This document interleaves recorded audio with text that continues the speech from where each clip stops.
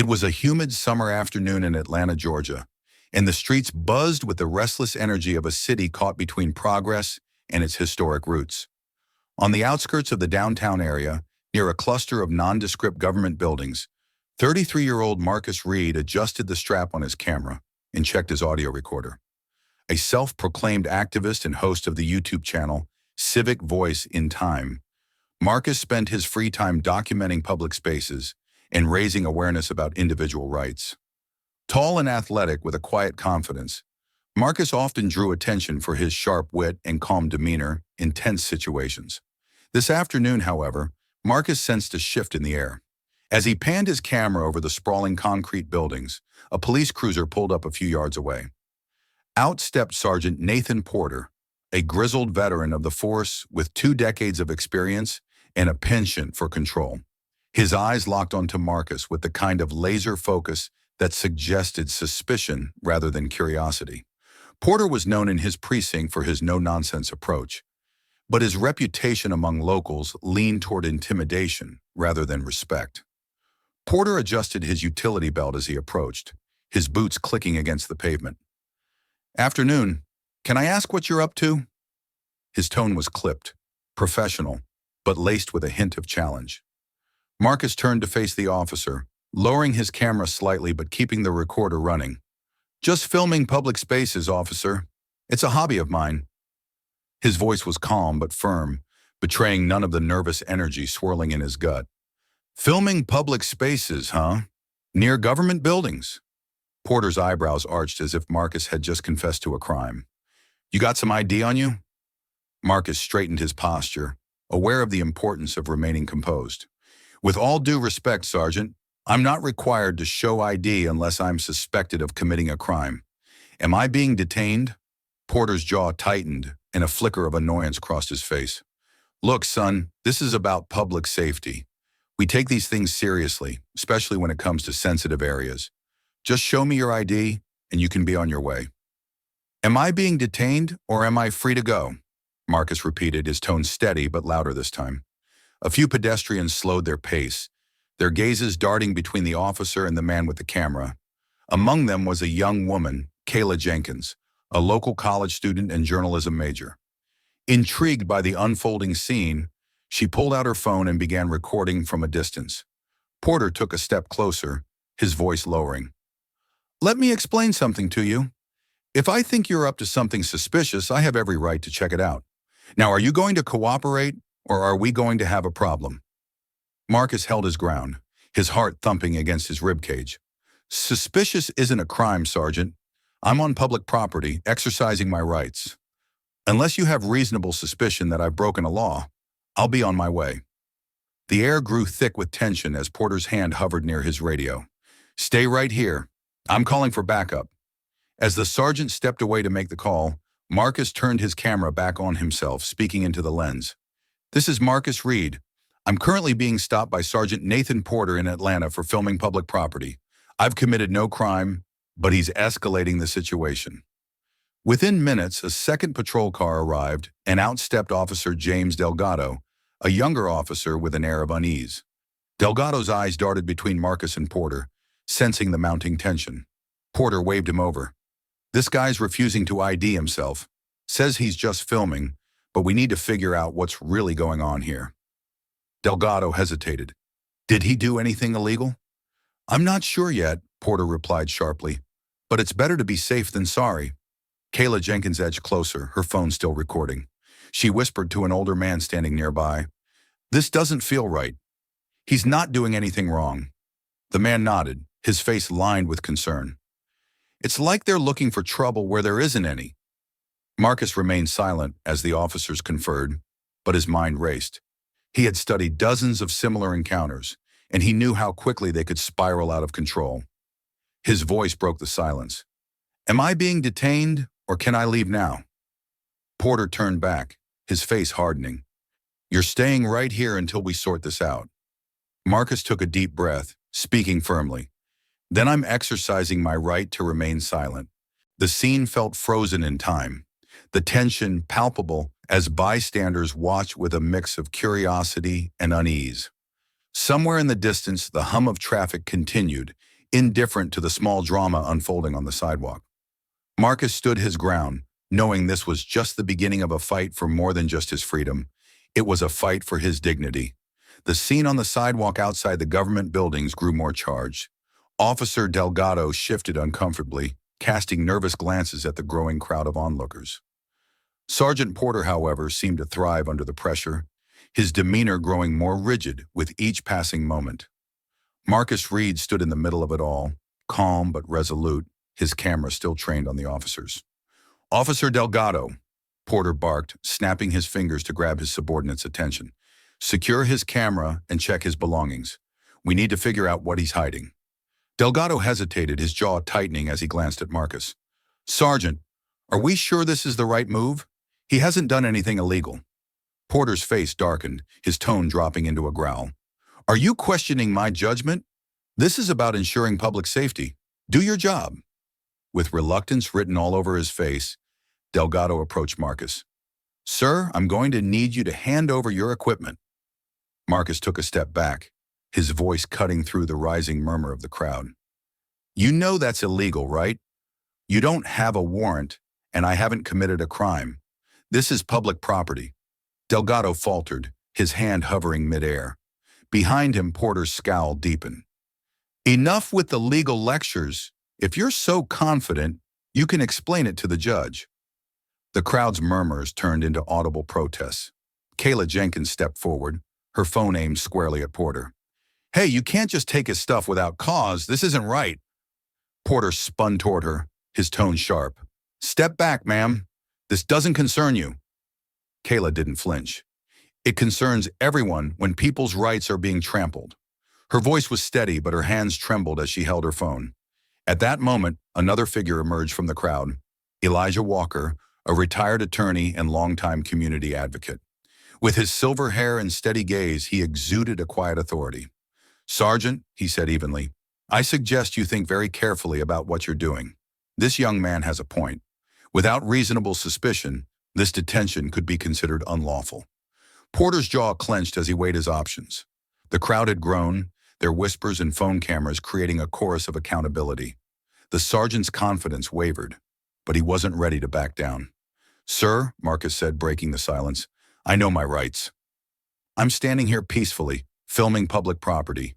I haven't obstructed or interfered with anything." Porter took a step forward, his presence looming. "You're interfering now. Your behavior is suspicious, and we're not going to ignore that." He gestured to Delgado again. "Confiscate the equipment." But before Delgado could act, Elijah raised his voice. "You're making a mistake, Sergeant. This crowd is documenting everything, and the law is not on your side. Think about the headlines tomorrow. Atlanta officer violates citizens' rights on camera. Is that what you want?" For a moment, silence hung heavy in the air. Delgado looked from Porter to Elijah, then to Marcus, his indecision plain on his face. Marcus's calm, steady gaze met Delgado's, and something seemed to shift in the young officer's expression. He lowered his hand and took a step back. "Sergeant," Delgado said carefully, "maybe we should call this in and get some guidance." Porter glared at him, his frustration boiling just beneath the surface. "Fine," he snapped. He turned to Marcus. "Stay here. We're not done yet." As Porter stalked off to make a call, Marcus turned his attention to Elijah and Kayla. "Thank you," he said quietly. His voice was steady, but his shoulders sagged with the weight of the confrontation. Kayla smiled nervously, still holding her phone. "You handled that better than most people would." Elijah placed a reassuring hand on Marcus's shoulder. "You've got the law on your side, son. Just keep your composure." Across the street, Porter paced as he spoke into his radio, his gestures animated. The tension in the air was palpable, the crowd waiting to see how the drama would unfold. A child's laughter echoed faintly from a nearby playground, a reminder of the world outside this moment of conflict. Finally, Porter returned, his face a mask of barely contained anger. "You're free to go," he said curtly. "For now." Marcus exhaled, the relief tempered by frustration. "I'll be filing a complaint," he said simply, his tone devoid of malice but filled with conviction. "Do what you need to," Porter shot back, his words laced with bitterness. As Marcus began to walk away, The sergeant's voice followed him. "But don't think for a second that I'll forget your face." Marcus didn't look back. Instead, he held his head high, his camera still recording. The crowd parted to let him pass, their quiet murmurs filled with admiration and solidarity. Kayla and Elijah followed closely, their expressions a mix of pride and determination. The confrontation might have ended, but the battle was far from over. As Marcus Reed sat at his kitchen table, his laptop open to a grainy replay of the day's confrontation. His hands hovered over the keyboard, his mind racing with emotions, relief that he was home, frustration at the violation he'd endured, and a simmering determination to make this incident count. Kayla Jenkins' video had already begun to spread online. Within hours, hashtags like Justice for Marcus and Know Your Rights were trending on social media. The footage was raw and unfiltered, showing every tense moment of the encounter, Marcus's calm defiance, Sergeant Porter's escalating aggression, and Elijah Walker's firm but respectful intervention. Comments flooded in from all corners of the country. "This is what happens when you know your rights," one user wrote. Another added, "Sergeant Porter is a disgrace to the badge." Marcus leaned back in his chair, his gaze shifting to the documents spread out on the table.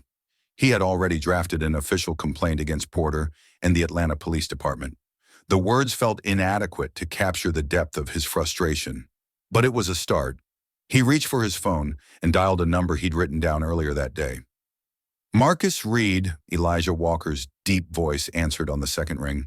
"How are you holding up?" "I'm all right," Marcus replied, though the tightness in his chest suggested otherwise. "I wanted to thank you again for stepping in when you did, and for staying afterward to talk with Kayla and me."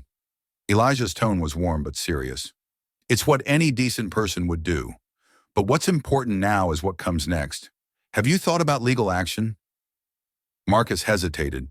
"I've filed a complaint, but I don't know if that's enough. This isn't just about me. It's about holding them accountable." "Then you need a lawyer who knows how to handle cases like this," Elijah said firmly. "I can recommend someone. This is bigger than just filing paperwork.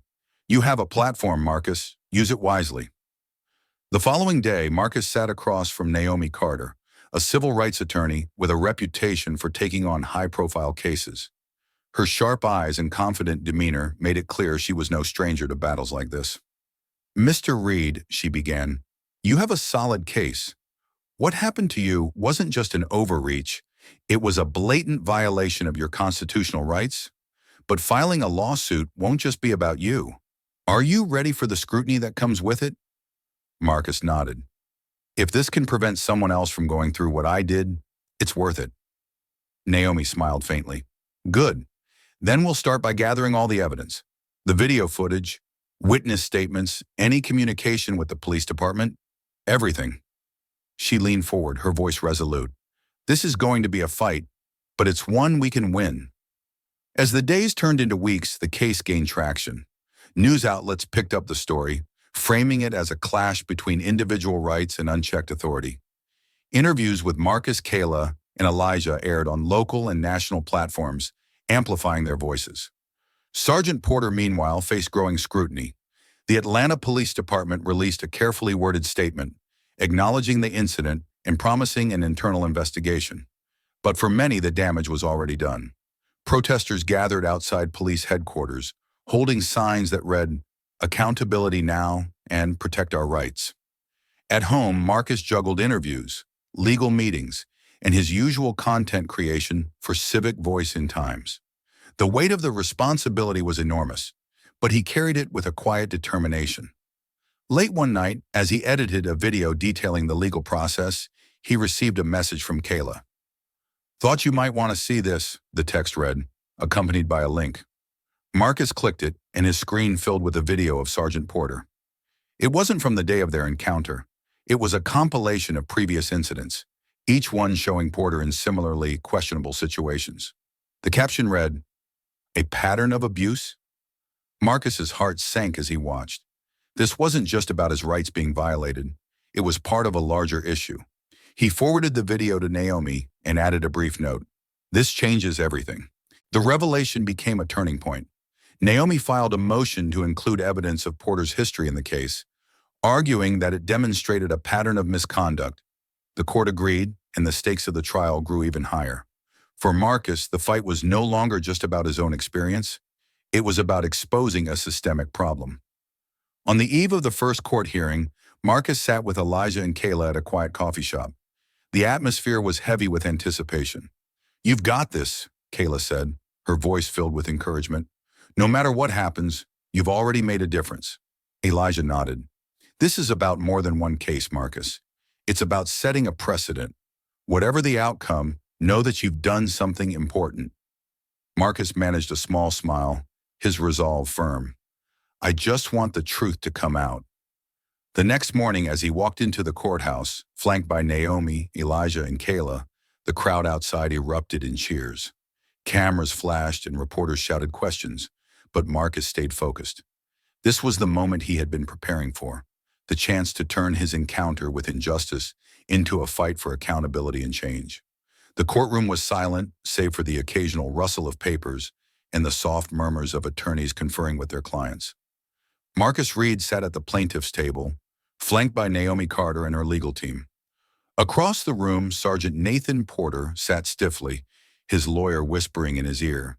The judge, a stern-faced woman in her 60s, entered and took her seat, calling the court to order. This was it, the culmination of months of preparation, public outcry, and personal resolve. Naomi began her opening statement with a calm authority that immediately commanded the room. "Your Honor, ladies and gentlemen of the jury, this case is about more than one man's rights. It's about accountability, the balance of power, and the principle that no one is above the law."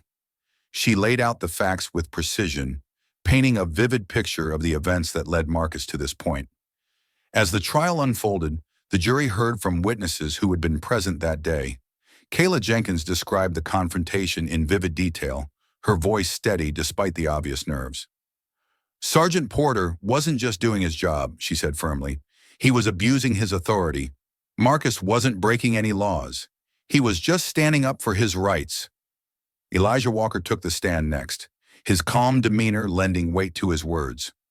"I've seen this kind of behavior before," he said, his eyes briefly meeting Marcus's. "It starts small, an assumption of guilt, a disregard for boundaries, but it escalates. That's why I intervened. Because if we don't speak up, it never stops." Naomi played the video footage for the court, the grainy recording capturing every tense moment. Gasps rippled through the audience as they watched Sergeant Porter's aggressive behavior and heard Marcus's measured responses. It was a stark contrast that underscored the abuse of power at the heart of the case. When it was Marcus's turn to testify, he spoke with quiet conviction. "I didn't set out to create a confrontation," he said, his voice steady despite the weight of the moment. "But when my rights were challenged, I couldn't back down. This isn't just about me. It's about everyone who's ever been silenced or intimidated for standing up for what's right." Sergeant Porter's defense leaned heavily on arguments about public safety and reasonable suspicion, but the jury seemed unconvinced. Naomi dismantled their case piece by piece, using Porter's history of similar incidents as evidence of a pattern of misconduct. "This isn't an isolated incident," she argued in her closing statement.